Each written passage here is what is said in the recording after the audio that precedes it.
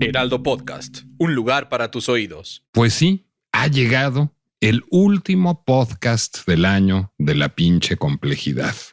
Ya estamos instalados en diciembre. Los que detesten diciembre, como yo, pueden consultar el primer podcast que grabamos un diciembre en la pinche complejidad, que es una suerte de diatriba virulenta contra la complejidad de esta temporada en que absolutamente todo colapsa, empezando por el tránsito. Pero si quieren pensar en nuevos problemas que se pueden presentar a la luz del advenimiento de Santo Claus, digamos, aquí no paramos por complejidades decembrinas que traerles. Por ejemplo, la complejidad de elegir una película navideña favorita. Fíjense que además me llamó particularmente la atención porque la película navideña favorita de la ex primera ministra británica Theresa May es también mi película navideña favorita.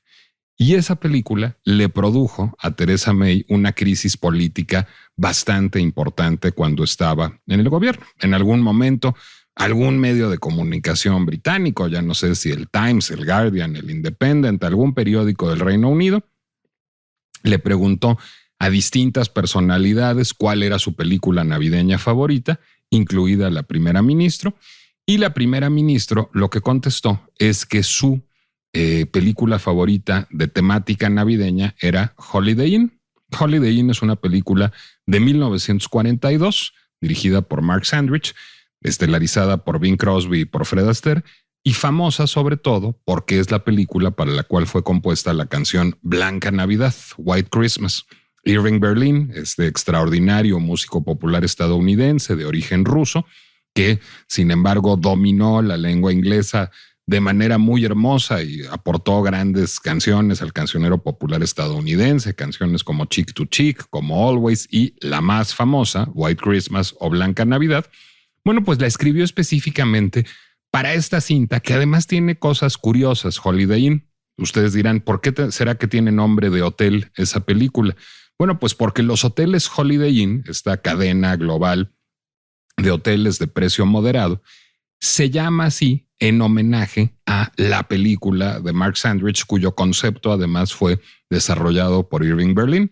Irving Berlin llevaba mucho tiempo queriendo escribir un musical en donde cada una de las fiestas nacionales de Estados Unidos estuviera asociada a una canción, escribirle una canción a cada fiesta nacional de Estados Unidos. Por eso es también, por ejemplo, el autor de Easter Parade. Bueno, a partir de eso, se le ocurrió una película en donde el escenario principal fuera un hotel, una posada, digamos, campirana, que abriera solo en días festivos, que al revés de la mayoría de los negocios que abren en días laborales y cierran en días festivos, este negocio abriera en días festivos y cerrara en días laborales. Entonces, la película pone en escena a Bing Crosby en el papel de un ex cantante que ya quiere retirarse y dejar de hacer giras en centros nocturnos y tener una vida más apacible, y para eso abre un albergue que ofrece cenas, baile, entretenimiento y alojamiento solo en días festivos.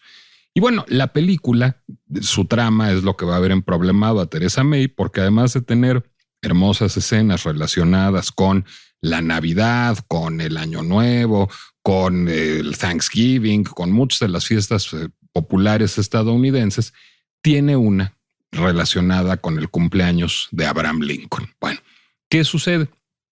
Fred Astaire y Bing Crosby interpretan a dos antiguos compañeros de espectáculo que siempre han rivalizado y siempre han rivalizado particularmente por las mujeres. El ganón suele ser el personaje de Fred Astaire.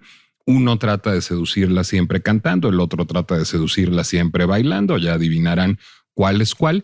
Y el personaje de Bing Crosby tiene mucho miedo de que a la nueva novia, a la que consiguió además en esta posada campirana, se la vaya a bajar Fred Astaire ahora que de pronto se presentó a visitarlo en la posada, en el Holiday Inn. Entonces, lo que decide, bueno, tienen un primer encuentro, pero no por de esas tramas complicadas que tienen los musicales hollywoodenses de los 40, no se entera de su nombre, el personaje de Fred Astaire, la deja de ver hasta la siguiente fiesta, por supuesto. En la siguiente fiesta, Fred Astaire llega muy borracho porque lo dejó otra mujer que ya le había bajado a Bing Crosby. Entonces baila con ella, pero está borracho y no la recuerda y no puede recordar sus rostros. Es un gran número musical que hace Fred Astaire bailando borracho.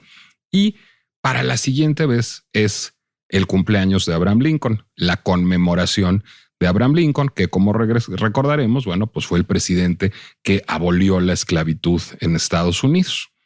Entonces, a partir de eso, pues va a haber un número musical que se va a llamar Abraham, que va a ser un número de homenaje a Abraham Lincoln, y pues buscando que no reconozca Fred Astaire a la mujer que ambos se disputan, encarnada por la actriz Marjorie Reynolds, Bing Crosby le dice: este es un número de homenaje a Lincoln, es un número que celebra la abolición de la esclavitud.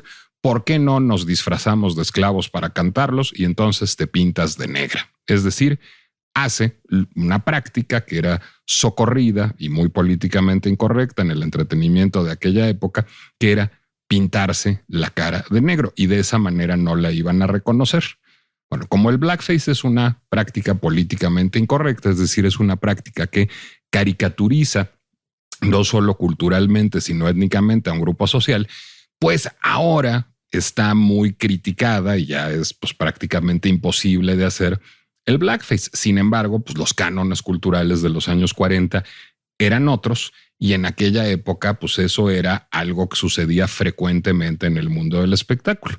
Bueno, muchas personas se oponen ahora actualmente a que se exhiban productos culturales que incorporan blackface. Claro, eso impediría, por ejemplo, que se exhibiera El cantante de jazz, la primera película sonora de la historia, porque ahí Al Jolson hace blackface. Entonces, ¿qué hacemos? ¿Prohibimos o contextualizamos? Bueno, se ve que Theresa May opina igual que yo, que mejor contextualizamos. Dijo que Holiday Inn es su película navideña favorita y se le fue la prensa encima.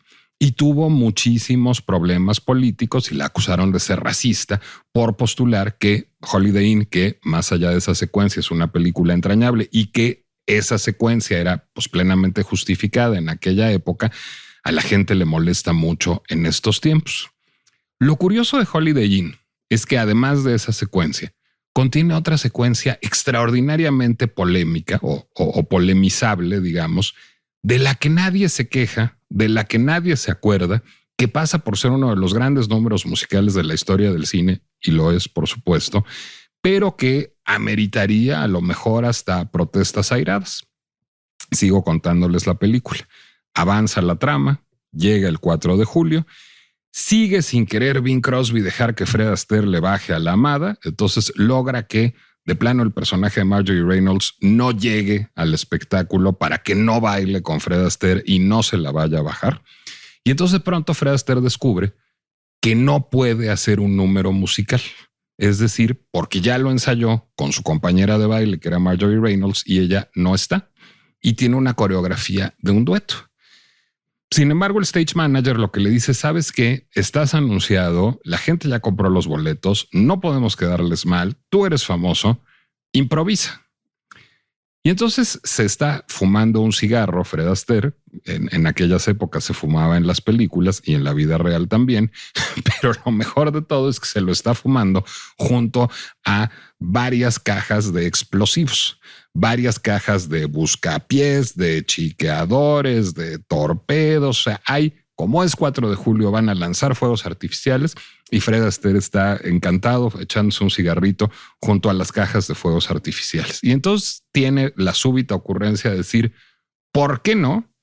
Se llena los bolsillos de toda suerte de explosivos, se pone el cigarrillo en la boca y sale al escenario con las manos en los bolsillos. Empieza a bailar como solo Fred Astaire sabía hacerlo en la vida. Y mientras empieza a bailar tap, la sonoridad del tap empieza a ser acompañada de cuando en cuando con detonaciones, porque se va sacando los fuegos artificiales de los bolsillos, los explosivos de los bolsillos, y los va arrojando contra el piso al ritmo de la música. Una canción que escribe Irving Berlin para la ocasión que se llama Let's Say It With Firecrackers, digámoslo con fuegos artificiales o digámoslo con petardos. Y entonces el dueto se vuelve un dueto no con Ginger Rogers, no con Sid Charisse, no con Rita Hayworth, sino con petardos que va encendiendo a todo lo largo de la coreografía con su cigarro. La película es muy buena y está disponible a la renta en YouTube, pero además el número está totalmente gratis en YouTube. Véanlo, se llama Let's Say It with Firecrackers.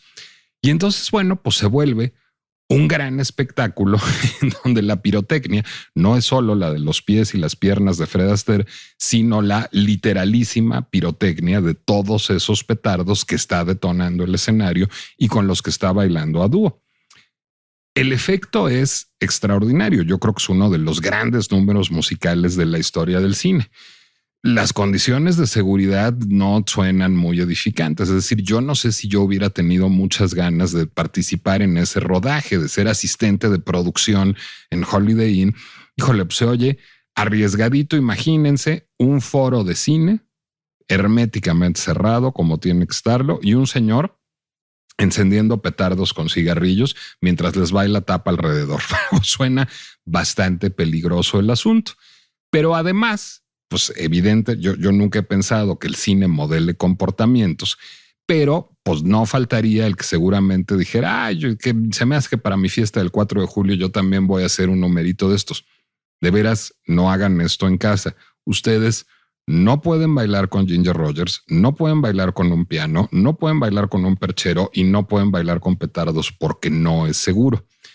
Y sin embargo, hay más Fred Astaire de lo que uno puede pensar, que se emprobleman más de lo que uno puede pensar, como sabrá cualquier director de protección civil. Hoy vamos a platicar con alguien que lo fue.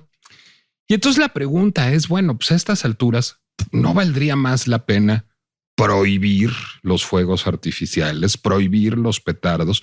Si ya van a prohibir los vapeadores, si tanto ha cambiado el comportamiento cultural a lo largo de los años que ya no se hace blackface en las películas como se hacía Holiday Inn, o ya casi no fumamos y ya no nos van a dejar fumar vapeadores. A mí no me gustan los vapeadores y ya no fumo, pero no deja de preocuparme que se prohíba su consumo y su distribución. ¿Por qué será que no se prohíben los fuegos artificiales y la pirotecnia? ¿Son un baluarte cultural? ¿Son un baluarte cultural mexicano? ¿Son un baluarte cultural global? ¿Deben subsistir? Y si subsisten, ¿quién los debe manipular? ¿Cuándo los debe manipular? ¿Cómo los debe manipular?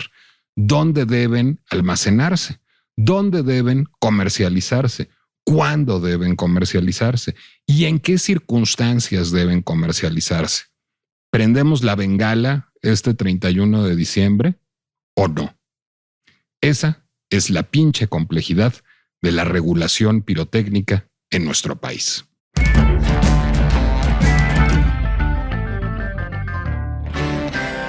Soy Nicolás Alvarado, me da mucho gusto darles la bienvenida a un episodio más de La Pinche Complejidad, el podcast de El Heraldo Podcast, en donde incluso les arruinamos las celebraciones de fin de año queriendo hablar no de calzones rojos, no de regalar ovejas, no de romper piñatas, sino de pues el peligro que pueden entrañar muchas veces los fuegos de artificio y otras suertes pirotécnicas que se venden además pues casi que en cualquier mercado en nuestro país, y eso también es materia de una pinche complejidad. Bueno, he de decir también que esta idea de tema no se me ocurrió a mí, se le ocurrió a alguien que escucha con asiduidad La Pinche Complejidad, que es Lex Silver, que le agradezco mucho que desde septiembre que me anda diciendo que hagamos un problema sobre pirotecnia y la falta de una legislación específica, porque saben ustedes qué es lo que legisla la pirotecnia en nuestro país. La Ley Federal de Armas de Fuego y Explosivos. La misma ley que legisla las pistolas, los revólveres, los cañones y las escopetas es la que legisla las bengalas y los chiqueadores. ¿Eso la hace pertinente o no? Pues no lo sé, y justamente anduve buscándolo, y entre la manera en que aprendí que esa es la ley que regula la venta y la distribución y el uso de todos los juegos pirotécnicos fue un texto de Hugo Espinosa. Hugo Espinosa fue coordinador de Protección Civil de la ciudad de Toluca, es académico de la Universidad Tecnológica del Estado de México, es maestro en administración pública y pues supongo, Hugo, que fue pues la vida misma la que te hizo enfrentarte con este tema. Es decir, tengo entendido que además tú de origen eres abogado de formación antes de ser maestro en administración pública. ¿De pronto te topaste con el problema de que la gente truena cohetes en las fiestas siendo director de Protección Civil de Toluca o cómo llegaste a reflexionar este tema? Híjole, Nicolás, estaba muy interesado escuchando la reseña que haces de Holiday Inn, que hasta me dan ganas de seguirme en la película, pero bueno, vamos a... Es peliculón, te la recomiendo ajá. para este fin de año y que no la vayan a emular los niños que tengas cerca. Claro que sí. Pues fíjate que sí, una de las pinches complejidades que enfrentamos específicamente en el Estado de México, que cabe decir que es el Estado o la entidad federativa con la mayor cantidad de población del país, ¿no? Tenemos aproximadamente 17 millones de mexiquenses y pues la mayoría pues muy guadalupanos y muy ceremoniosos de los rituales generalmente relacionados con la cultura católica, pues, ¿no? Entre estos, pues, la del 12 de diciembre. En este sentido, sí, es complejo. Resulta una suerte como de galimatías legal, para seguir tu comentario de por qué no prohibirlos, ¿no? Y por qué es la Ley Federal de Armas de Fuego y Explosivo la que lo regula. Pues bueno, trataré es como un tema poliédrico, pero trataré de irlo diciendo conforme tú me vayas guiando también de lo que te interese saber sobre el tema. Te lanzo una primera provocación. Cuando llegaste a la Dirección de Protección Civil, ¿en algún momento hubo una junta en donde alguien dijo, híjole, deberíamos de prohibir la pirotecnia?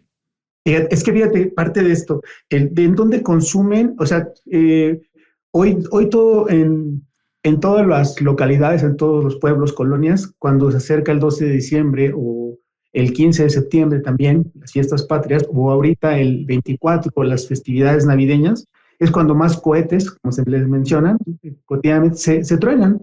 Y es una diversión asociada a los niños, o sea, cuyos principales afectados siempre que hay emergencias son ellos, ¿no? Y son los que de alguna manera tienen los peores resultados, ¿no? Entonces, cuando yo fui director de Protección Civil en Toluca, uno de los grandes retos que teníamos siempre en este periodo, activábamos un programa, un operativo que le llamamos el operativo cohete, al cual salíamos a los tianguis principalmente, a las colonias populares, a detectar justamente la venta clandestina de artificios pirotécnicos, o le llaman juguetería, ¿no? Le llaman así, juguetería de pirotecnia, que son los chifladores, los cuetitos, las bojitas, etcétera.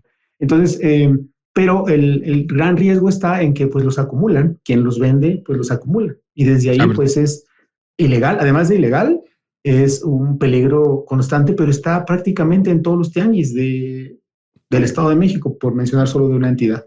Déjame detenerte ahí. Según la Ley Federal de Armas de Fuego y Explosivos, ¿quién sí puede vender cohetes, chifladores, explosivos, de pirotecnia en general? Te explico. La Sedena tiene 3 tipos de permisos, que de acuerdo a esta ley que mencionas, la potestad es única de la Sedena y otorga 3 tipos de permisos. El permiso general, que es para productores y vendedores también, pero que lo hacen a gran escala, por decirlo de algún modo. Y requiere un permiso que emite la Sedena, y es un permiso lacrado, un permiso que no es tan fácil de obtener, ¿no? Hay otros que son los permisos ordinarios, que son los que que expide también la Sedena para lo que sería la venta cuando se hace a otros países, porque hay mucho comercio, mucha industria en esto. México es, digamos que una de las potencias en esta materia, y los extraordinarios, que son permisos que otorga la Sedena para eventos específicos, ¿no? Eventos específicos o durante una temporalidad. Yo voy a hacer una verbena, una fiesta, un cóctel, una inauguración, y pido mi permiso solo para ese evento esa noche. Exactamente. Ahora, pero digamos que el 80% de los accidentes que ocurren relacionados con la pirotecnia tienen que ver no tanto con la gran industria, pues, por los que tienen este tipo de permisos, porque obviamente están muy bien regulados, tienen que cumplir con diferentes condiciones que ahorita podemos comentarlas también si gustas, pero la mayoría del riesgo, o el 80% te digo, se da en la calle por el manejo clandestino, por pues sí, la falta de cultura preventiva en este sentido. ¿Por qué? Porque de acuerdo a esta ley, tiene una ley secundaria, ¿no? Que es el reglamento de la Ley Federal de Armas de Fuego y Explosivos. En su artículo 60 dice que, por ejemplo, cuando una entidad pública, una operación privada, ¿no? Una entidad vende digamos que la juguetería o los pirotécnicos a menor escala, no te puede vender como ciudadano, como particular, sin necesidad de permiso, más de 10 kilos. Ajá, entonces, tú como ciudadano, por ejemplo, en el Estado de México tenemos 5 mercados oficiales. Digamos que el municipio insigne de la pirotecnia del Estado de México es Tultepec, en donde cada rato hay emergencias. Por lo mismo. En esos 5 mercados sí es legal comprar pirotecnia. Claro que sí, esos son los únicos lugares en el Estado de México, por situarnos ahí, donde yo tengo jurisprudencia, los 5 lugares en donde se permite. Ajá, entonces ahí son mercados que están totalmente regulados, hay permiso de Sedena, hay verificaciones constantes cada mes prácticamente por parte de Protección Civil Estatal, y están muy bien organizados todos los locatarios, porque son mercados grandes, y pues bueno, tienen muchas medidas preventivas, y aún así a veces tienen incidentes que dejan muchos lesionados. Pero por ejemplo, por citarte uno que acaba de ocurrir este mismo año, hace unos días, el 12 de diciembre, en San José del Rincón, aquí en el Valle de Toluca, hubo un accidente en donde resultaron 6 niños lastimados. Afortunadamente ninguno perdió la vida por la caída de un castillo. En un mercado. No, en este caso fue una fiesta en el atrio de una iglesia, ¿no? Generalmente es ahí en donde ocurren los accidentes.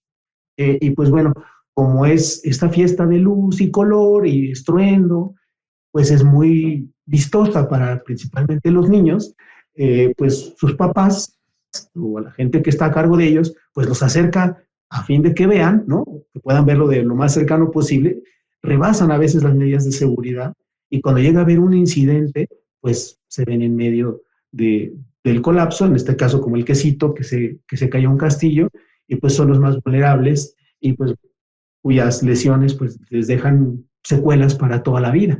Entonces, déjame detenerte antes de llegar ahí, porque ese tema me interesa, pero creo que hay una aduana que no pasamos, justamente, que es, ok, hay mercados en cada municipio, me imagino, del país, en donde es legal la compraventa de pirotecnia.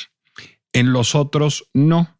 Cuando tú hablas de venta clandestina, me imagino que no te refieres a que fuera como si va uno a comprar heroína, que va uno a un dealer, a una colonia apartada de la mano de Dios a las 3 de la mañana, o tiene uno un WhatsApp al que llega una persona misteriosa vestida de negro, trayéndole castillos y chifladores, sino cuando hablas de clandestino te refieres a pues cualquier tianguis que se pone en la esquina de tu casa que simplemente no tiene permiso. Es decir, es ilegal, pero es tolerado. Y es tolerado básicamente en todo el país. Es decir, si yo en este momento quiero ir a comprar pirotecnia, voy a ir a cualquier mercado y lo voy a comprar. Es un asunto que tiene que ver con corrupción, es un asunto cultural, no entendemos que es ilegal, o por qué es tolerada la venta, digamos, en entornos no legales y no seguros. Fíjate que es un muy buen punto. Nosotros, que yo tengo muchos años dedicándome a las emergencias, los desastres, en la teorizaré un poquito para que tenga un poquito de fondo. ¿Por qué ocurre esto que parece una pinche complejidad que no entendemos? Porque se les llama los factores subyacentes del riesgo. Los factores subyacentes del riesgo son básicamente la idiosincrasia de los pueblos, las culturas, en este caso de fiestas, desde luego la corrupción, desde luego la pobreza y la marginación, porque podría decirte que la mayoría de los accidentes registrados ocurren en los márgenes de las ciudades, o sea, en los pueblitos, en las zonas pues, más pobres, etcétera. Entonces, son lugares en donde se rigen por usos y costumbres, y donde el ser muy bravos, ¿no? Ser muy aguerridos, ¿no? Ser temerarios hasta cierto punto, es digno de pues de prestigio, de gran crédito, como hombres, ¿no? Machos y así. Entonces, incluso hay localidades en donde se montan los toritos, seguramente lo han visto todos los que están escuchando, personas, hombres generalmente, que en estado de ebriedad se cuelgan un torito, así le llaman como una especie sí, como turbante, sí, como por así de decir, casco. como de casco, lleno de pirotecnia, y van corriendo en el atrio de las iglesias generalmente, o en las plazas públicas de los pueblitos. Tenemos 2.490 municipios y esto ocurre en todos los municipios. Entonces, es un riesgo. ¿Por qué ocurre? Por estos factores. ¿Por qué? Porque mientras no te pase a ti, esta cultura desafortunadamente así es, mientras no te pase a ti, pues estás en la fiesta y no pasa nada. Pero en el momento en el que ocurre, pues ahí sí ya vives el drama de un niño quemado o de una familia quemada, y entonces, como es potestad de la Sedena, como es un delito federal, y el seno en donde ocurre es un municipio alejado de la federación, si acaso vigilado por la autoridad estatal, pues se convierte en tierra de nadie. Y cuando digamos que a la hora de deslindar las responsabilidades, imaginen ustedes quien nos escucha, que se cae un castillo de pirotecnia, o explotan donde está almacenado, la gente empieza a correr, la gente cae, algunos son como una especie de estampida, algunos son quemados, y entonces en ese contexto, citar uno que ocurrió hace 2 años en Nopaltepec, también el 12 de diciembre, donde hubo 20 lesionados, pues todo el mundo corre, y entonces algunos que terminan quemados, algunos aplastados, y cuando llega la autoridad, generalmente las autoridades de protección civil de este tipo de municipios, que no son las grandes ciudades, pues son 3, 4 elementos para un pueblo de 5,000 personas, por ejemplo, ¿no? Que generalmente no están muy equipados, generalmente pues es gente del mismo pueblo, no con mucha, digamos, no muy estudiados en la legislación que corresponde. Y entonces, a mí, por ejemplo, cuando estuve director de protección civil en Toluca, y cuando fui también director de emergencias a nivel estatal, tú llegas a este tipo de pueblos y resulta que el mismo responsable de protección civil del pueblo es compadre del que organizó la fiesta, ¿no? Y entonces, de acuerdo a la ley, para regresar ahora, porque son los factores subyacentes, dice que el municipio debe expender o emitir un dictamen de seguridad para la quema de pirotecnia o para el manejo, uso y demás.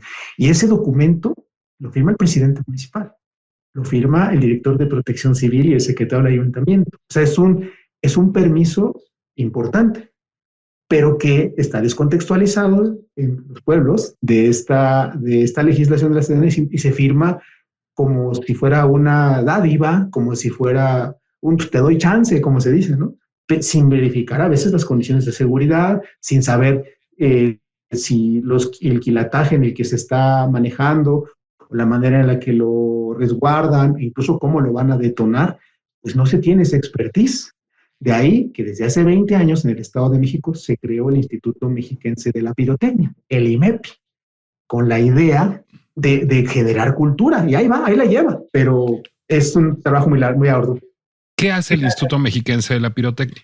El Instituto Mexiquense de la Pirotecnia es un organismo descentralizado de la administración estatal, que su principal función es no regular, porque es potestad de la Sedena, pero si tú tienes la regulación, tienes el permiso de la Sedena, el IMEPI te ayuda a capacitarte, a supervisar, a controlar, a generar de algún modo la cultura. Incluso hay apoyo y algunas subvenciones a los mercados para que puedan elevar sus niveles de seguridad, y hacen revisiones cotidianas en los mercados, que digo que son 5 los más importantes en el estado, y tienen de manera consuetudinaria revisiones. Pero ahí en los tianguis no llega, el IMEPI no llega, porque como bien sabes, es una señora o un señor que tiene una mesita y que se pone en el tianguis y es como itinerante, a veces algunos tienen hasta su carrito, o es una ventanita, ¿no? Donde se pone el tianguis, algún vecino vivales o que ve la oportunidad de, en ese contexto del tianguis, en ciertas épocas, abre su ventana o abre su zaguán,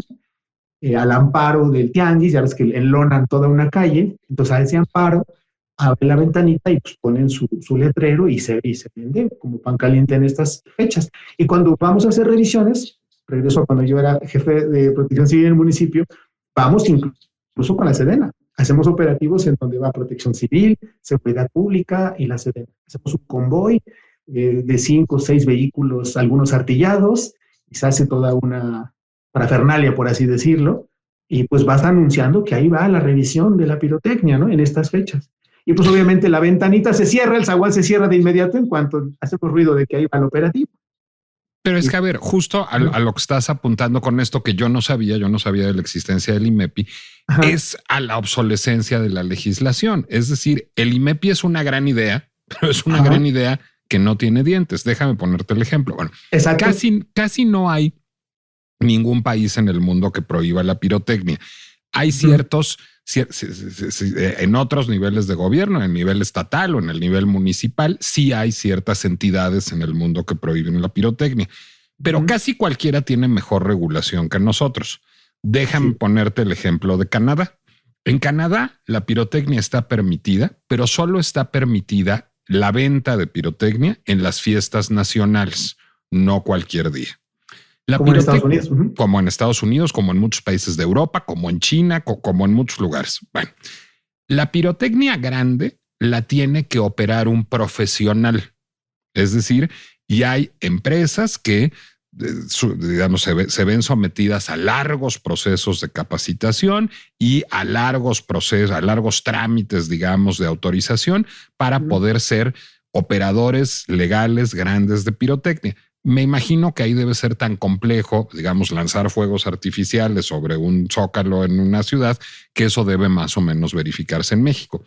Pero la pirotecnia pequeña, para su compra en Canadá, estás obligado a someterte a un curso de un día.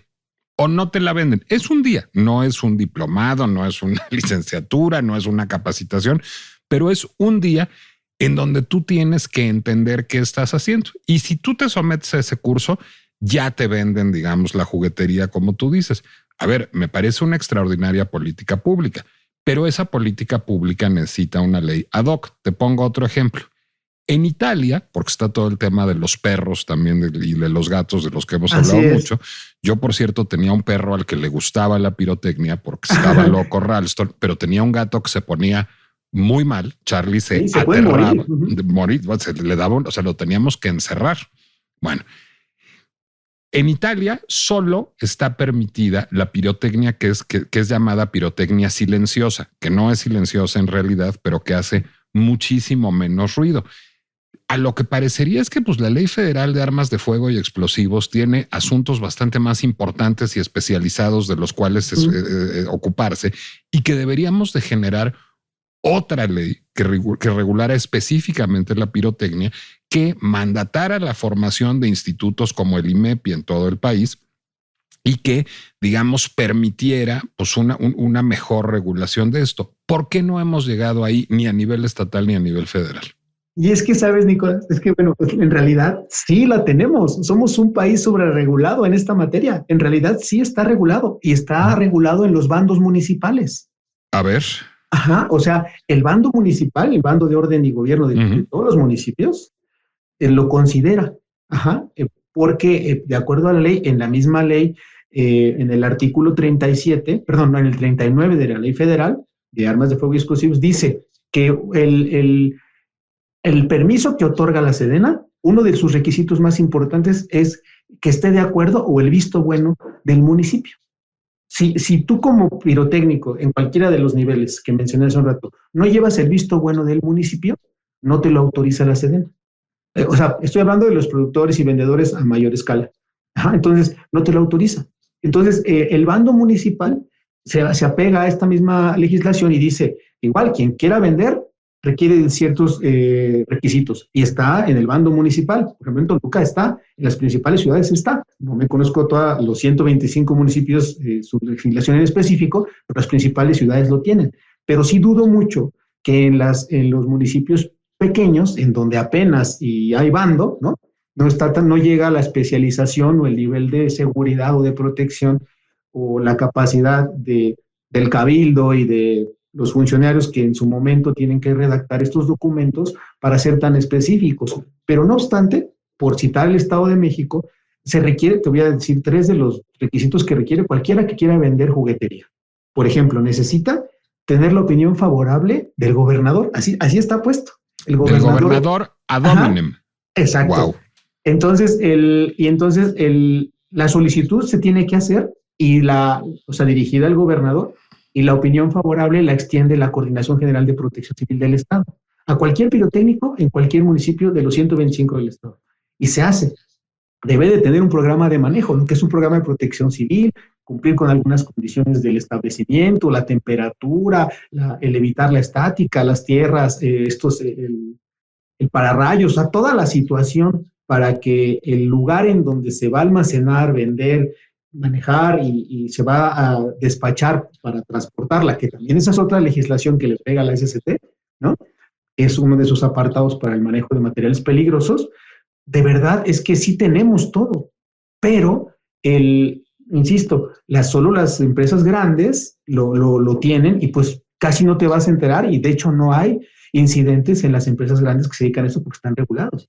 El riesgo está básicamente, insisto nuevamente, en las calles. Por ejemplo, al grado de que en el Estado de México, para tener un carro vitrina, así se le llama, o sea, esa persona que quiere vender en menor escala pirotecnia, en estos mercados que te comento, hay un permiso que se llama permiso para venta de pirotecnia en vitrina móvil. Estos son vitrinitas, así como el que vende los raspados, como el que vende los helados y las papas, las gelatinas, así puede vender la pirotecnia en lugares controlados. Pero igual, también necesita un dictamen otorgado por el municipio, o sea, un documento firmado por el presidente y por el director de Protección Civil local. Requiere un certificado de seguridad por parte de Protección Civil estatal, un PROQUIS y el equipamiento de su pequeña vitrina. Ajá, entonces, o sea, sí está, pero solamente en los lugares en donde el foco está puesto. Y la capacidad del gobierno municipal ni del gobierno estatal tiene suficientes servidores públicos o funcionarios para estar vigilando todos los planes. O sea, no les da, pues, y es ahí donde ocurre la emergencia. A ver, yo por eso me quise sentar a hablar no con un pirotécnico, sino con un maestro en administración pública. ¿Cómo se soluciona? Es decir, lo que me estás diciendo es, la regulación existe, nada más que existe en un esquema en que no sirve y en donde simplemente no es aplicada. Tendría que ser una legislación federal. Hace poco escuchaba yo un podcast de Imagen San Luis Potosí, en donde dos diputadas de distintos partidos, cosa que me llamó la atención, una de Movimiento Ciudadano y la otra de Nueva Alianza, que todavía existe allá, proponían una ley estatal de pirotecnia. ¿Eso tiene sentido?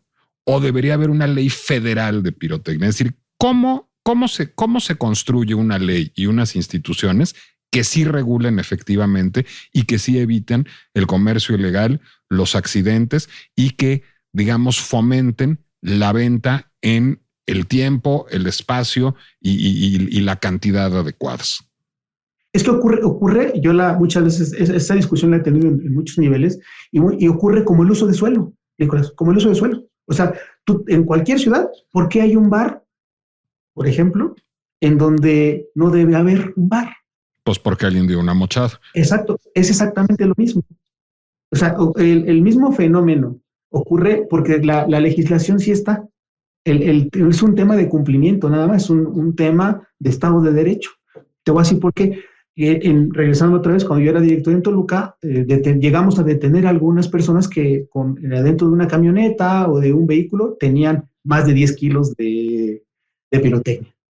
Nosotros como Protección Civil solamente identificábamos, llegaba la policía local, en este caso municipal, lo aprendían y ya lo aseguraban y lo presentan en la fiscalía, ¿no? Entonces hay algo que se llama la cadena de custodia, ¿no? Se va custodiando en este caso al infractor y llega al municipio. Y entonces inmediatamente el Ministerio Público dice, es que es un delito de orden federal porque tiene que ver con la ley de armas de fuego y explosivo. Y entonces entra la Fiscalía General de la República.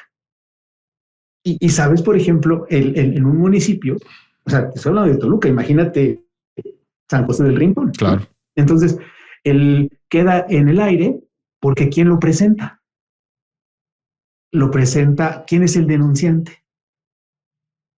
No hay una persona, no hay un quejoso, no hay un particular que se esté quejando, y entonces está ahí, y entonces en lo que ocurre cosa esa complejidad de que de pronto ya está asegurado, el delito está detectado, se lleva digamos que la evidencia, fue en flagrancia, tiene más de los 10 kilos que pudiera él de algún modo, digamos que comprobar, ¿no? Entonces ya está cantadito. Entonces, en lo que se hace cargo la Fiscalía General de la República al ser un delito federal y en que no es potestad del municipio ni del Estado, de pronto desaparece.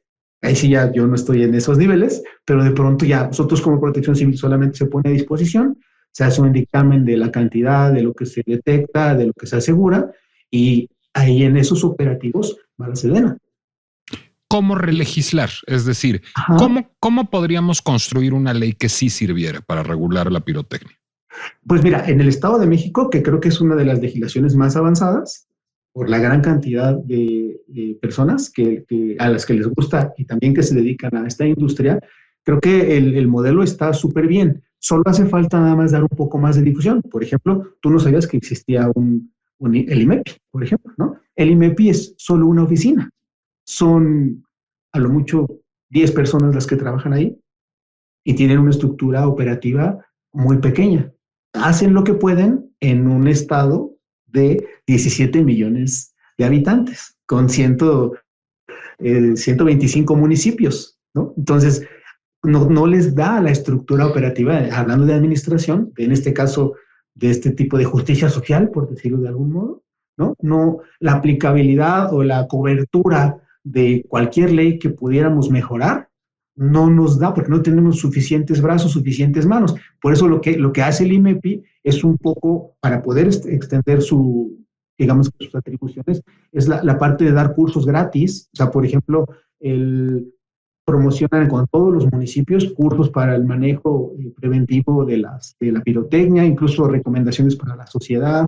Ahí tienen una página muy, muy, muy interesante en donde vienen hasta videos de cómo tornar cohetes, que debe estar por lo menos a 8 metros de distancia a un menor cuando un adulto prende un chiflador, ¿no? O sea, te viene hasta como el manual, por decirlo así, de cómo tronar un cohete y que nunca lo debe tronar un niño. O sea, toda esa parte sí se está haciendo un esfuerzo, pero no tenemos ese ejército de técnicos de protección civil o supervisores para que podamos hacer cumplir la ley a cabalidad, porque mientras estás atendiendo en un mercado con la estructura operativa que tienes en días como estos, a lo mejor haces una detención, haces un aseguramiento, pero hay otros 40 tianguis en esa misma ciudad.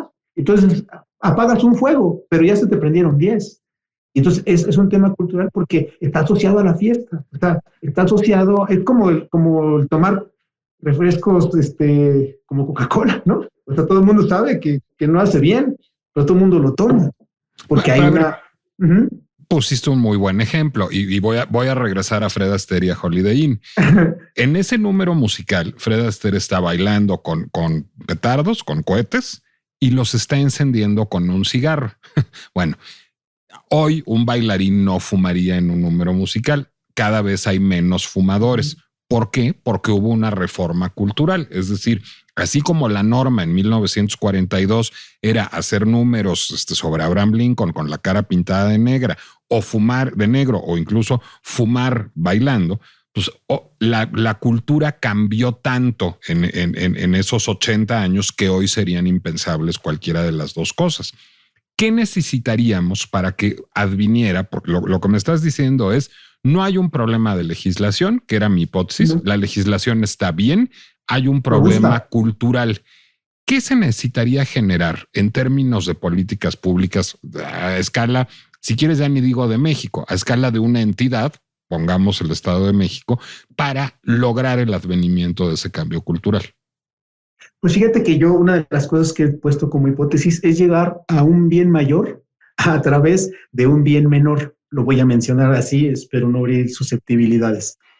En este tema, lo he platicado con muchos especialistas, con muchos compañeros, y va a ser contradictorio y absurdo hasta cierto punto. Es más fácil que se llegue a regular la pirotecnia por el daño que puede hacer a los perritos, a las mascotas, o sea, a través de entrar por ese medio o por ese vehículo, porque hoy día la cultura en la que estamos viviendo, yo escuchaba ayer apenas un dato de que ya casi nadie quiere tener hijos, ¿no? La juventud hoy día, las personas en estado reproductivo, ha disminuido creo que el 70% de su capacidad de reproducción como seres humanos, ¿no?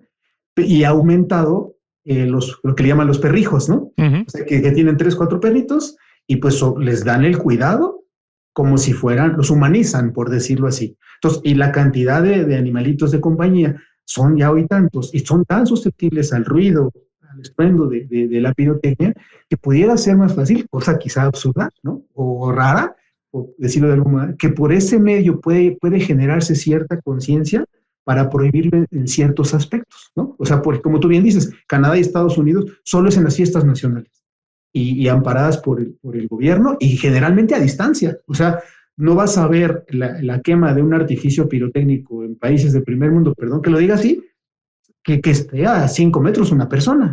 Siempre hay un resguardo de seguridad de muchísimos metros. Y aquí, como te decía, está asociado como al ser bravo, como te decía, y eso será muy difícil de cambiarlo con el tiempo, salvo con estos elementos culturales, digamos, de avant-garde, ¿no?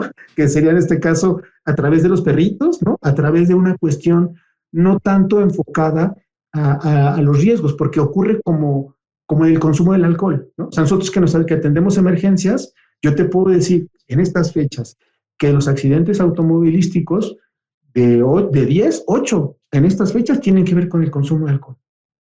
Y hay tanto, ya la legislación en el Estado de México, por ejemplo, el dueño o representante de un bar tiene la obligación, y está en la ley, tiene la obligación de que si una persona se pasa de 3 copas, no permitirle abordar su auto y llamar a la autoridad local, es decir, a seguridad pública, para que se le conmine a que no use el vehículo y se vaya por algún servicio de transporte de plataforma o que vengan por él o algo así. O sea, alertar, pues. No lo puedes detener en su libertad, pero alertar. Cosas que están ya en la ley, pero pues que no se hacen, ¿no? Y a ver, yo creo que lo que estás diciendo, Hugo, tiene sentido también en el contexto. Es decir, me imagino cómo se la pasará un director de protección civil por estas fechas. Me imagino que no padre en ningún municipio del universo y en ningún estado del universo. Pues a ver, hay que lidiar con muchos borrachos, hay que lidiar con muchos accidentes.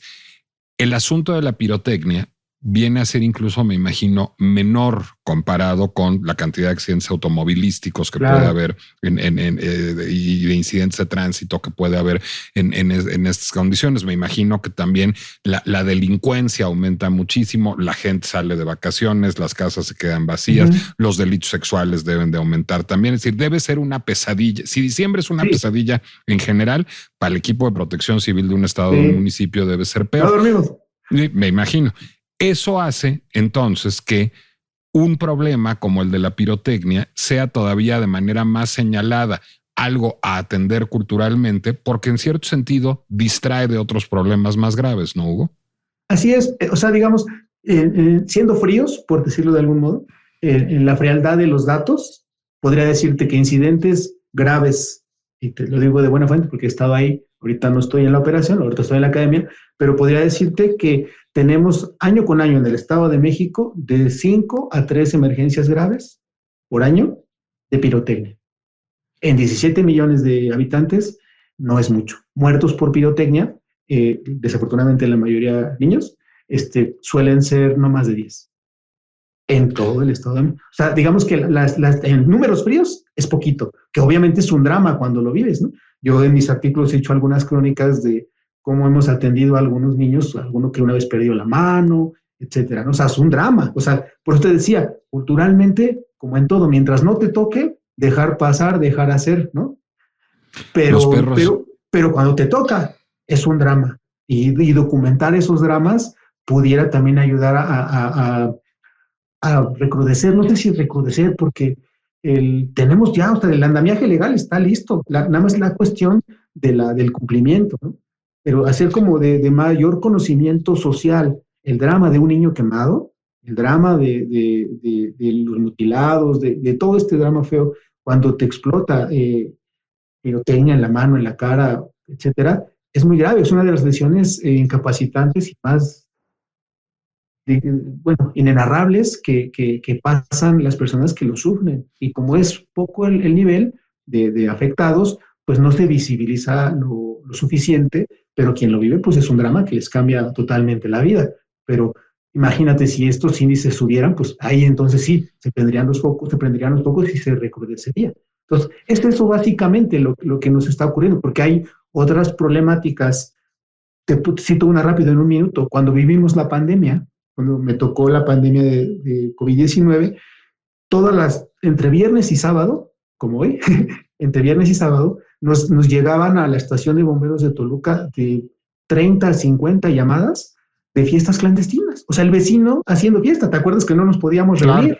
Nada, claro. O sea, no paraban los teléfonos del vecino diciendo que su vecino de enfrente o de la esquina hacía sus reuniones y que estaba el sonido a todo lo que da, y nosotros llegábamos con las unidades de protección civil a tocarle la puerta y decir, oiga, vecino, usted no puede reunirse, pero ni nos abrían.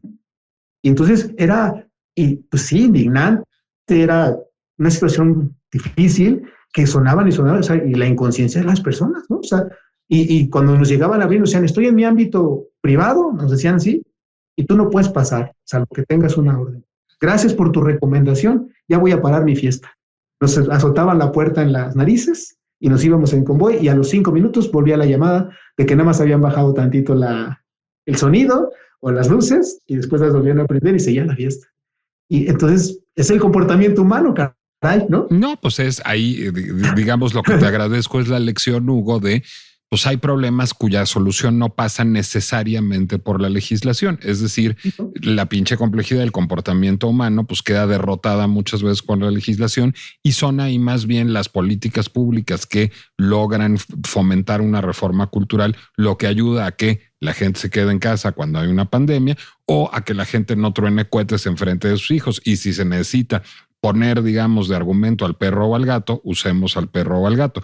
Creo que también apuntaste a otra cosa, sin que abundáramos demasiado en ella, que es a la necesidad de mayor inversión pública, digamos, en la prevención de accidentes relacionados con pirotecnia. O sea, lo que dices es, existen los protocolos y las instituciones, pero no tienen la cantidad suficiente de personal, ¿correcto? Claro, para que te des una idea, en México, el gasto en prevención de emergencias y desastre es del 5% con respecto al otro 95% de la fase reactiva. Es decir, de cada 100 pesos que a nivel país, México en este caso, se dedica al tema de protección civil, emergencias y desastres, 99.5 pesos de 100 se dedican a la fase de recuperación y de auxilio. Y el 0.5 a la prevención. Entonces, es ahí, o sea, tenemos que voltear el paradigma, o sea, inyectar recursos a la fase preventiva, y la fase preventiva entra en todo el tema cultural. O sea, los millones de pesos que nos gastamos cada que pega un huracán, ¿no? Lo que es la reconstrucción de caminos, viviendas, soportar los refugios temporales que se tienen que hacer, todo eso se lleva miles de millones de pesos.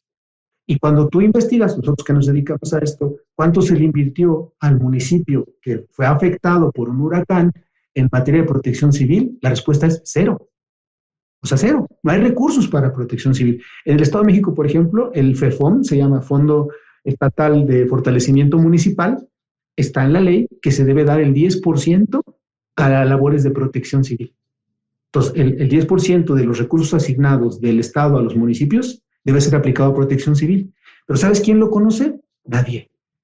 Ni los mismos directores de protección civil conocen eso, porque no está en la ley de protección civil, está en la ley de finanzas. Y solo la conoce el funcionario de finanzas. Y pues no creo que vaya por la calle diciendo, a ver, amigo, director de protección civil, te toca el 10% del presupuesto. No, porque no tenemos una cultura de la protección civil como país, esa es la verdad. Exacto, y entonces, para que te des una idea, en Toluca, que tiene 1 millón de habitantes aproximadamente, el heroico cuerpo de bomberos, que tiene también la protección civil y que con honor me tocó dirigir durante un trienio, te puedo decir que tiene no más de 250 elementos operativos para 1 millón de personas. Y cuando tenemos inundaciones, cuando tenemos esta época de pirotecnia y demás, no nos damos abasto, no podemos. O sea, la capacidad operativa y el recurso humano en materia de protección civil está muy limitado, porque, insisto en lo mismo, como no ocurre a cada rato, como nada más es cuando llueve, como nada más son 2 días que se prende pirotecnia, me explico, como son eventos aislados, se piensa solamente de manera reactiva y no preventiva, como tú ahorita estás mencionando.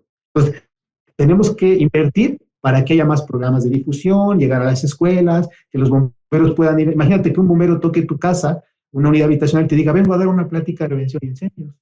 No, lo ves cuando ya se está incendiando el edificio. Desafortunado. Pasa también, creo, por la currícula escolar, Hugo. Hugo Espinosa, sí. Muchísimas gracias por acompañarnos a desentrañar la pinche complejidad de la pirotecnia a unas horas de que llegue 2025 y se empiecen a producir, ojalá que pocos y no graves accidentes por ellos. ¿Dónde podemos leerte y dónde podemos seguirte en redes sociales?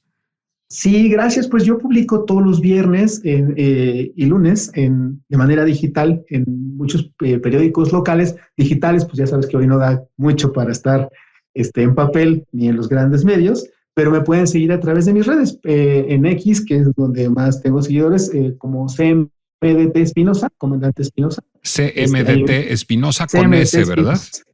Exactamente, y ahí cada viernes y lunes publicamos textos relacionados con temas preventivos y con un poco de la cultura de protección civil, poniendo nuestro granito de arena, porque concluyendo, hoy considero, si me permites esta reflexión, Nicolás, el tema del cambio climático, el tema del desarrollo caótico de las ciudades y de cómo nos estamos comportando hoy día los ciudadanos, yo y algunos colegas que estamos convencidos de esto, creemos que cada vez más el tema de la protección, en este caso de la protección civil y de la prevención de emergencias y desastres, debe ser ya un tema de conocimiento general. Incluso vemos quienes estamos impulsando que desde la secundaria, a lo mejor en la primaria es muy, muy chico, pero que desde la secundaria, a partir de que los niños tienen entre 11 y 15 años, ya deben aprender soporte vital básico, saber evitar emergencias, ¿no?